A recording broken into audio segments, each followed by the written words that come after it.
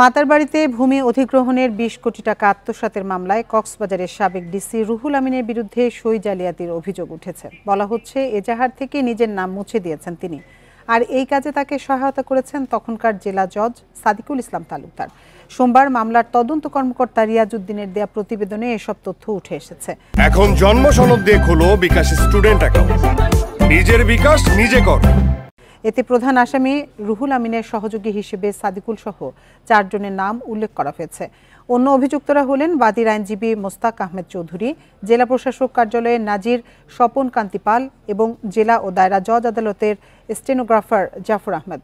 2014 সালের 19 নভেম্বর মাতারবাড়ি তাপবিদ্যুৎ কেন্দ্র নির্মাণে ভূমি অধিগ্রহণের প্রায় 20 কোটি টাকা আত্মসাতের অভিযোগে রুহুল আমিনকে প্রধান আসামি করে 28 জনের বিরুদ্ধে মামলা করেন মাতারবাড়ির বাসিন্দা AKM কায়সারুল ইসলাম চৌধুরী। মামলাটি আমলে নিয়ে দুদককে তদন্তের নির্দেশ দেয় আদালত। সেই মামলার তদন্ত শেষে সোমবার আদালতে 5 জনের বিরুদ্ধে প্রতিবেদন দেয় দুদক।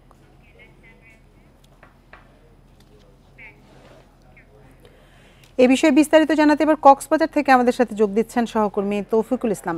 তৌফিক, মামলার প্রতিবেদনে আর কি কি জানা গেছে, আর বর্তমান ডিসি এ ব্যাপারে কোনো মন্তব্য করেছেন কিনা?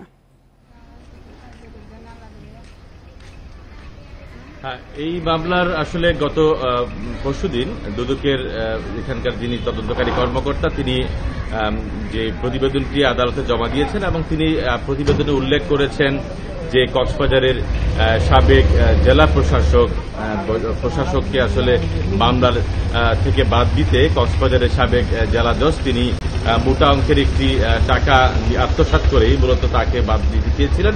এটি যখন আবার যে মামলার যে বাদী তিনি জানতে পেরেছেন তখন তিনি আবারও একই আদালতে আরেকটি পিটিশন তিনি দাখিল করেছেন। তো এটি আসলে দুদকের কাছে এটি সেই কাগজটি পৌঁছানোর পরে দুদক দীর্ঘ যে এটি তদন্ত করে এটি মূলত প্রতীয়মান হয় যে এবং সাবেক জেলা প্রশাসক এবং সাবেক যে জজ ছিলেন তিনি দুর্নীতির মাধ্যমে সেটি টাকা আত্মসাৎ করেছেন এবং এটি নিয়ে দুদকের পক্ষ থেকে 5 জনের বিরুদ্ধে চার্জশিট দেওয়া হয়। তো এটি আদালত গ্রহণ করেছেন এবং এটি আদালত এটি পর্যালোচনা করবেন। এটি আরেকটি আজকে অথবা আগামীকাল হয়তোবা এটির একটি পরবর্তী তারিখ ঘোষণা করা হতে পারে।